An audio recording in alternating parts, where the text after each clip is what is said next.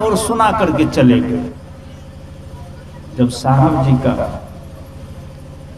पार्थिव शरीर उठाया जा रहा था तो उस समय सब लोगों ने देखा, सारे भारत के लोगों ने ही, अन्य देशों के लोग भी देखे कि साहब अपने ही मुखारबिंद से और अपने ही पार्थिव शरीर की विदाई गा रहे हैं। लो अपना जहां दुनिया वालों, इस दुनिया को छोड़ चले। जो रिश्ते नाते जोड़े थे, वो रिश्ते नाते तोड़ चले।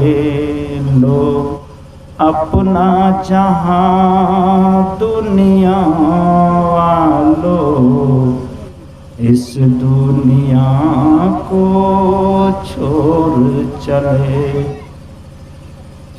कुछ सुख के नग में खेले थे, कुछ दुख के संग में झेले थे। तकदीर की अंधी गर्दिश ने जो खेल खिलाए, खेल लिया। लो अपना जहां दुनिया वालों, इस दुनिया को छोड़ चले। लो अपना जहां दुनिया वालों, उस दुनिया को छोड़ चले।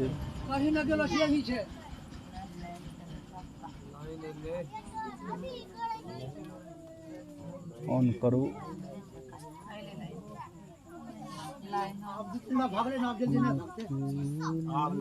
कौन सी पर से चैनल हो? यूट्यूब पर कौन सी यूट्यूब चैनल नहीं। नाम नहीं था अपना? हाँ, संतोष बाबा, संतोष साहेब, संतोष गोस्वामी।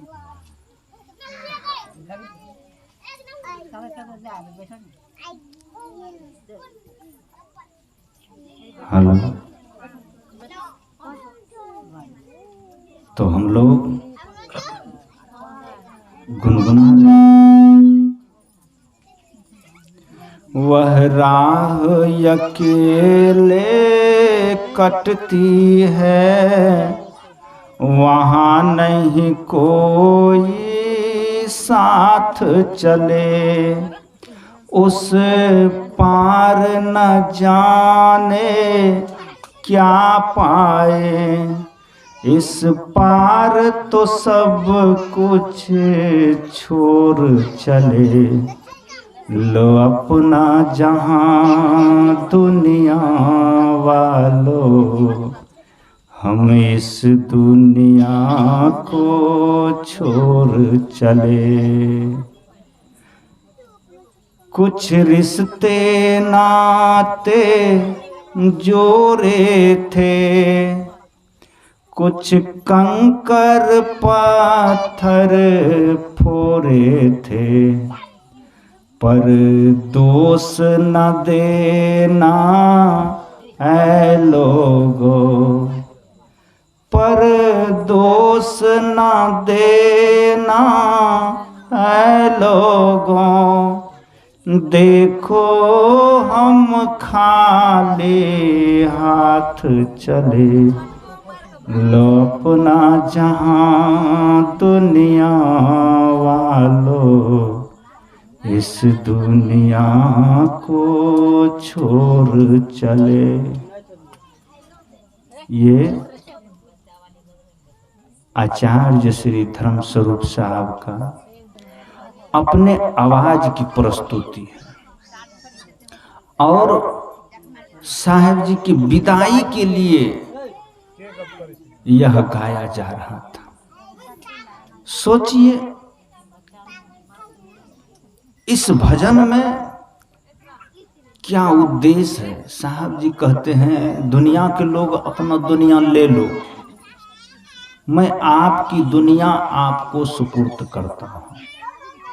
और ये बात साहब जी के लिए नहीं, इस धरती पर सबके लिए यही सत्य है। सबको एक रोज दुनिया सुपुर्द करना होगा। आप लोग भी सोच लीजिए कि जब तक हैं हम तभी तक एक रोज दुनिया सुपुर्द आपको भी करना पड़ेगा। आप भी अपनी मालकियत एक रोज छोड़ देंगे। जिस चाबी के गुच्छे को आप गर्दन में फंसा करके कमर में ठांस करके रखते हैं, एक रोज चाबी छूट जाएगी। जिस जमीन की, जिस जायदाद की चुरकुट खाता खसरा दस्तावेज अपने नाम से अपने अटैची सूटकेस बक्से में ठांस करके रखे हैं, एक रोज सारा चुरकुट छूट जाएगा, वो किसी और का हो जाएगा। मकान, दुकान, जमीन, जायदाद जो भी आपके पास है, आप अपने रूम, कमरा, क्वार्टर में लॉक करके रखे, एक रोज वह कमरा, क्वार्टर छोड़ करके जाना पड़ेगा। तो साहब जी जीते जी सुपुर्द कर दी, लो अपना जहां दुनिया वाले, हम इस दुनिया को छोड़ चले। रही बात कुछ दिन हमने इस दुनिया में रहा, जब रहते हैं तो सुख और दुख दोनों होता है जिंदगी में। कहा कुछ सुख के नगमे खेल चुके, कुछ दुख के सदमे झेल चुके। मैंने आपकी दुनिया में रहा तो कुछ आपसे सुख भी पाया, कुछ दुख भी पाया। दोनों तरह के झूले को हमने झूल लिया। और तकदीर के अंधी गर्दिश ने जो खेल खिलाए, खेल लिए। देखिए कितना सुंदर यह संदेश है कि जो तकदीर की गर्दिश, ये तकदीर की अंधी गर्दिश, ये अंधी गर्दिश ही है कि आप जो नहीं करते हो वही हो जाता है, जो करते हो वह छूट ही जाता है। आप कितना शिद्दत से, मेहनत से, पुरुषार्थ से, लगन से घर बनाते हो कि इसमें रहेंगे, रह नहीं पाते हो। कितना सुंदर भावना सजाया है फणिभूषण जी महाराज ने। उसने कहा एक महल दो महल बनाया, शीशे से जरवाया, बन के हुआ तैयार महल, अब रहने की बारी है, तब तक में तो हो जाती है जाने की तैयारी है, तब तक में तो हो जाती है जाने की तैयारी है। कितना सुंदर है कि आप जिस उद्देश्य से सजाते हो, एक रोज वह उद्देश्य खत्म हो जाता है।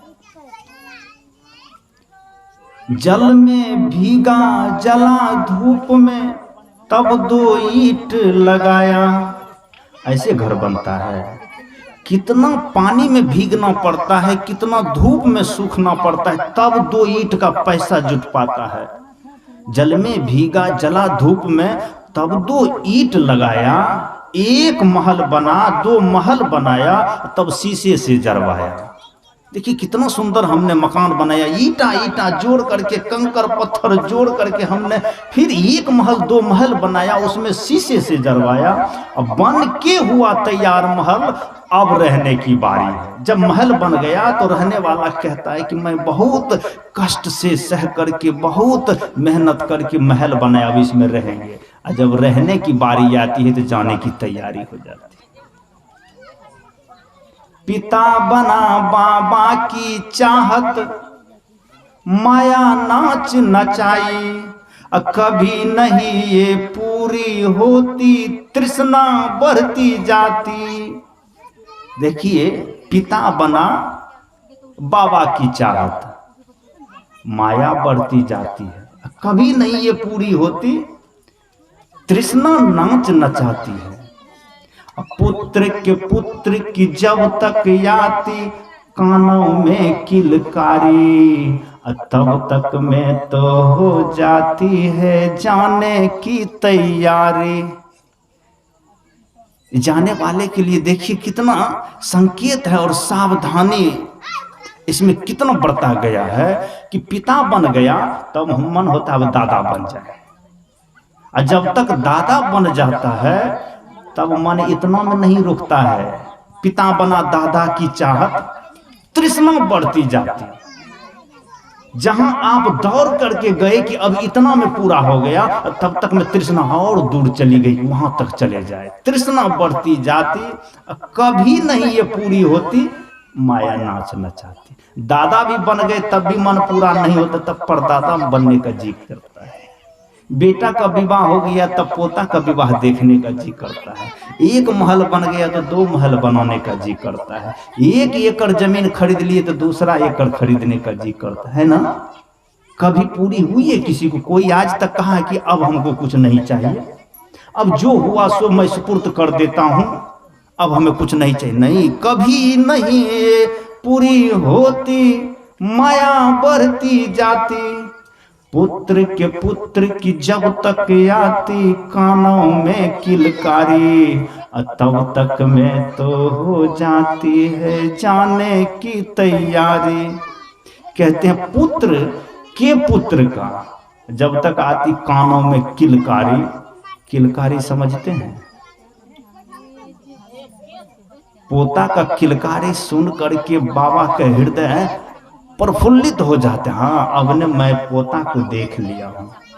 लेकिन उतना में भी लोगों को ये धीरज नहीं होता है कि अब भगवान मैंने संसार को पूरा देख लिया, अब यहां से हम विरक्त ले लें, अब यहां से हम सन्यास मन में धारण कर ले, अब भगवान का काम करे, अध्यात्म काम करे, तब भी नहीं। एक आदमी की मैं कहानी कहूं। एक आदमी गोद में लेकर के पोता को खिला रहा था, लाड लड़ा रहा था। अब पोता भी रह रह करके बाबा से कहता था बाबा बाबा। बाबा कहे पोता से कि मेरा नाम ले रहा है। तब पोता कहे बाबा बाबा। कहे मैं तेरा कौन हूं? तो पोता कहे बाबा। तो उसी रास्ते से एक महात्मा जी जा रहे थे। महात्मा जी से जैसी दृष्टि मिली तो बूढ़ा बाबा कहते हैं कि महात्मा जी बड़े संयोग से आपसे दर्शन हुई, नमस्ते प्रणाम दंडवत, कुछ संदेश कहिए, कुछ उद्देश्य कहिए, कुछ प्रवचन कहते जाइए। तो साधु बाबा कहते हैं बूढ़े बाबा से कि आपका पोता ही प्रवचन कर रहा है तो सुन लीजिए। कहा बाबा मेरा पोता कहाँ प्रवचन कर रहा है, इसको तो बोलने के लिए नहीं आता है। कहा वही प्रवचन कर रहा है। जो आपका पोता प्रवचन कर रहा है दुनिया में कोई बाबा नहीं करेंगे ऐसा प्रवचन। यही तो वेदांत बोल रहे हैं, यही तो अध्यात्म कह रहे हैं, यही तो उद्देश्य बता रहे हैं। जरा समझो आपकी पोता क्या कह रहे हैं। पुत्र के पुत्र की जब तक आती कानों में किलकारी, तब तक में तो हो जाती है जाने की तैयारी। ये पुत्र का पुत्र आपको किलकारी दे करके बहुत बड़ा आपको संकेत दे रहे हैं। कहा ये प्रवचन कर रहे हैं। कहा कहाँ ये, इसको तो बोलना नहीं आता है। कहा वही अच्छा बोल रहा है। वो कह रहा है गोद में रह करके बाबा बाबा बाबा। मतलब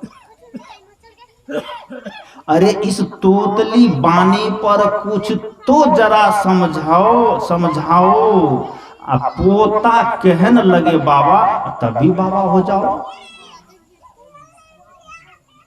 आपका अपना पोता जब बाबा कहने लगे तो अब बाबा बनने में क्या बुराई है? अभी तो बाबा बन जाओ, अभी तो जरा संसार से आसक्ति कम करो, अभी तो जरा इधर से मन उधर करो। जिस कार्य के लिए तुझे यह शरीर मिला है उधर थोड़ा सा मन लगाओ। जबकि आपका पोता ही कह रहा है इस शुद्ध तोतली बानी पर कुछ तो शर्माओ।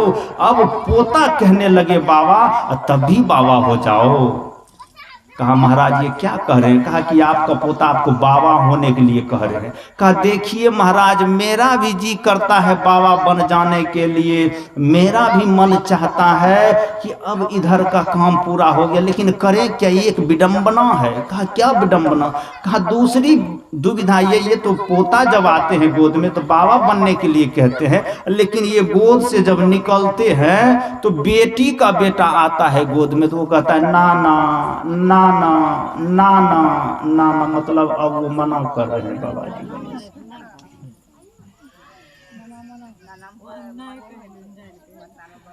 अब पुत्र के पुत्र जो है पोता जब गोद में आता है तो बाबा बनने के लिए कह रहे हैं, जब नाती आते हैं तो नाना कहने लगते, मतलब मना करने लगते। मैं तो दोनों की दुविधा में फंसा हुआ हूँ। तो मैं कहना चाहता हूँ कि बूढ़े आदमी भी बुजुर्ग आदमी भी उस समय के पड़ाव पर भी दुविधा में फंसे ही रहते हैं। इसीलिए कहते हैं पुत्र के पुत्र की जब तक आती कानों में किलकारी तब तक में तो हो जाती है जाने की तैयारी। ये जाने की तैयारी तक में भी बाबा बनना नहीं चाहता है।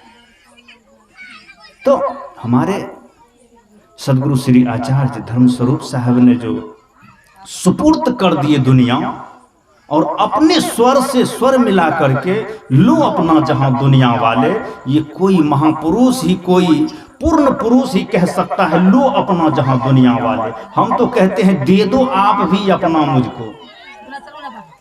हमारी वृत्ति अभी तक यही है कि दूसरे का ले ले लेकिन अपना नहीं दे।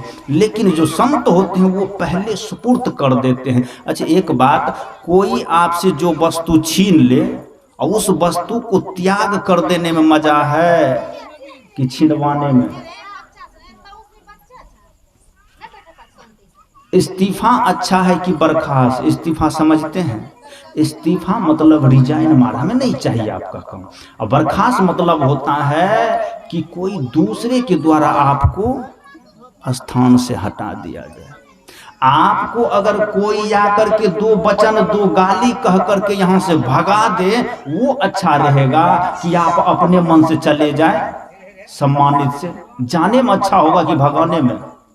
जाने में अच्छा होगा कि भाई हम इज्जत प्रतिष्ठा से कोई आदमी भगाए उससे पहले चले ही जाते हैं।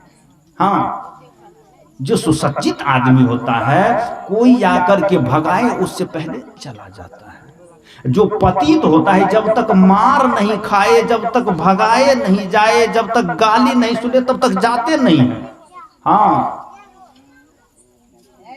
100 जूता खाते जाए फिर भी तमाशा घुस के देखे।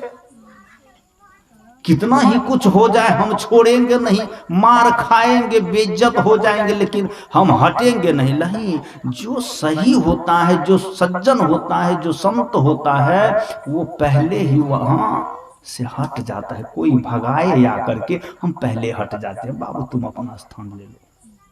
कोई दरवाजे के लोग आए और कहे कि आप मेरे दरवाजे पर क्यों है, उनके कहने से हम पहले चले जाएंगे, क्यों कहेंगे? इसलिए लो अपना जहां दुनिया वाले। साहब ने पहले कह दिया ले लो अपना दुनिया। कोई आकर के दुनिया के लोग हमें दुनिया से निकाले, हम ही कह दे कि तुम ही ले लो अपना दुनिया। और आपके दुनिया से जो हमने खेले हैं, कुछ सुख के नगमे झेले हैं, कुछ दुख के सदमे खेले हैं।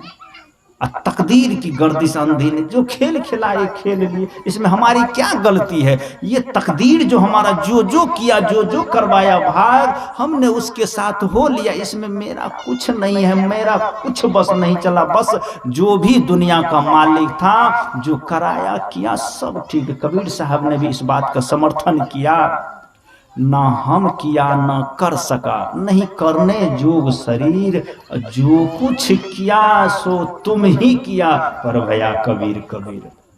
मतलब हमने कुछ नहीं किया, कोई और करने वाला था, किसी के द्वारा हुआ है, पर मुफ्त में मेरा नाम हो रहा है। तो इसी भावना से भावित होकर के हमारे सदगुरु श्री आचार्य साहब धर्मस्वरूप साहब भी यही दुनिया को संदेश देकर के गए कि हम दुनिया को पहले छोड़ रहे हैं। और उनके द्वारा जो भी कृति हुआ है वह लगभग 5 महीना पहले कह दिए थे कि अब शरीर में नहीं रहेंगे। क्योंकि जो पूर्ण संत होते हैं उन्हें पता चल जाता है। उन्होंने अपने जीवन काल में ही उस आश्रम के उनका द्वितीय शिष्य श्री जितेंद्र साहब जी, उनसे बुला करके कहे जितेंद्र अब हम तुमको चादर देना चाहते हैं, इस आश्रम का भार देना चाहते हैं। बहुत निर्मल संत जितेंद्र साहब, उन्होंने कहा कि हजूर हमसे चादर और ये भार नहीं पार लगेगा। तो साहब जी ने कहा कि ये मेरा आदेश है, आदेश समझ करके, लोग प्रसाद समझ करके। तो श्री जितेंद्र साहब ने कहा कि फिर मुंगेर मेरा आश्रम और दरभंगा जिला में भी है, तो कैसे चलेगा, हमसे अकेला आदमी से 3-3 आश्रम। तो फिर साहब जी ने कहा कि तुम रहना पूर्णिया में, लेकिन दोनों जगह की आश्रम तुम ही चलाना, लेकिन यहाँ का भार तुम्हें ही सौंपा जाएगा, तुम ही जीवन ज्योति केंद्र पूर्णिया को चला पाओगे, दूसरे बस की बात नहीं है। ये योग्यता तुम्हारे पास है जितेंद्र दास, तुम मेरा इस आशीर्वाद को, इस प्रसाद को अपना सौभाग्य समझ करके या इस गुरु का आदेश समझ करके पालन करो। फिर जितेंद्र साहब ने कहा तो साहब जी आपका आदेश का पालन होगा, लेकिन आने दीजिए, वार्षिक कार्यक्रम होता है, उसमें सभी जगह से संत महापुरुष आते हैं और सबके सानिध्य में जो विचार होगा होगा। लेकिन आचार्य धर्मस्वरूप साहब ने कहा तब तक शरीर नहीं रहेगा, जब तक मैं वार्षिक अतिथि आएगा तब तक मैं शरीर नहीं रहेगा। उसे पता चल गया कि हम वार्षिक तक नहीं रह पाएंगे, स्पष्ट कह दिया तुम्हें कबीर जयंती के दिन ही दिया जाएगा। कहा इसमें तो वार्षिक होता तो सब लोग आता, कहा नहीं तुम्हें इसमें दे रहे, ये गुरु का आदेश है। फिर कहते हैं आज्ञा सुसाहब सेवा। फिर जितेंद्र साहब ने कहा कि हमने साहब जी का आज्ञा का पालन किया, जो आपकी आदेश, जो आपकी आज्ञा दास को स्वीकार है। तो फिर उसको कबीर जयंती के दिन बड़े सम्मान के साथ सभी संतों को बुला करके और सबके सामने उसको चादर तिलक दिया गया और आश्रम का भार सौंपा गया। और उसके सौंपने के बाद बस गुरु जी का शरीर लड़खड़ाने लगा। फिर गुरु जी का शरीर जैसे तैसे होने लगा, बस होते होते बस 2 महीना 3 महीना के बाद शरीर खत्म हो गया। यही कबीर जयंती में दे करके और अभी हम लोग श्रद्धांजलि धर्मस्वरूप साहब जी की मना रहे हैं। तो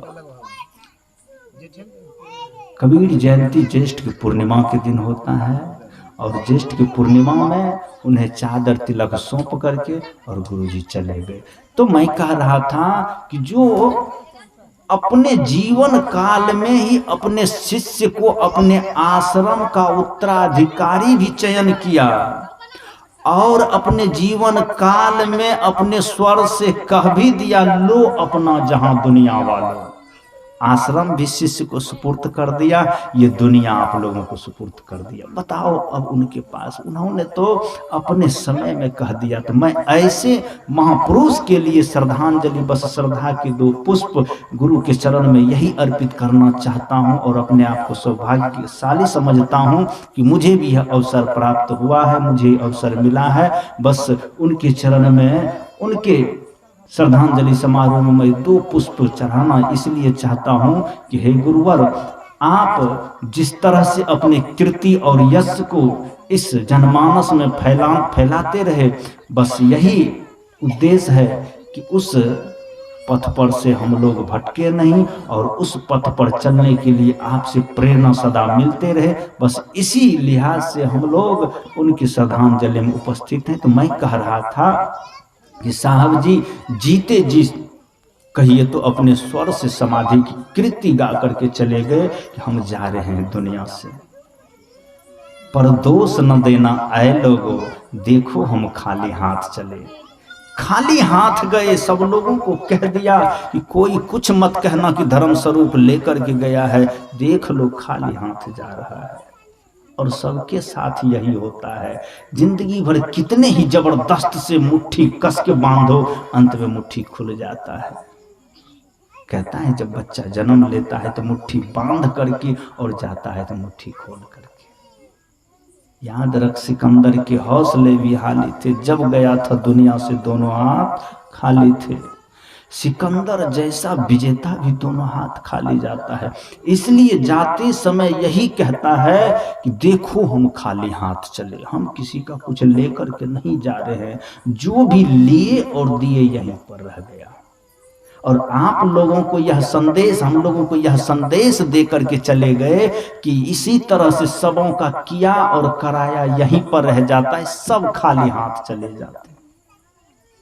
तो इससे हम लोगों को थोड़ा जागृत होना चाहिए कि हमें हमारे गुरुदेव क्या कह रहे हैं। ये तो सोए हुए शेर को जगा रहे हैं। अभी मैंने कह रहा था जो फणिभूषण की रचना है,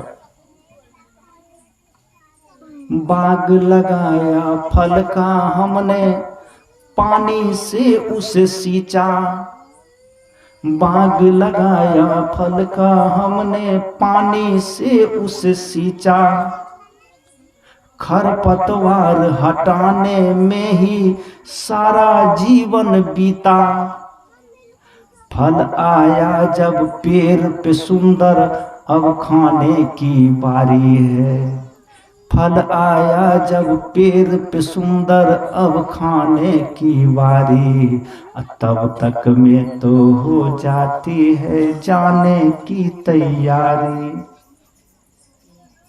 क्या कहा, बाग लगाया फल का हमने पानी से उसे सींचा। देखो माली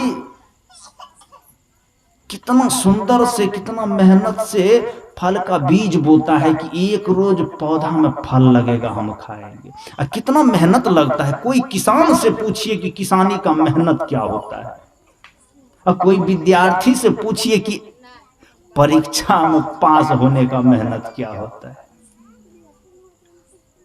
कोई राही से पूछिए कि ट्रेन छूटने वक्त 1 मिनट समय का कीमत क्या होता है। इसलिए समय की कीमत उसी समय पता चलता है। तो फणिभूषण जी कहते हैं, बाग लगाया फल का हमने पानी से उसे सींचा। बगीचा तो लगाया, पानी भी सींचा, खाद भी डाला, लेकिन खरपतवार हटाने में सारा जीवन बीता।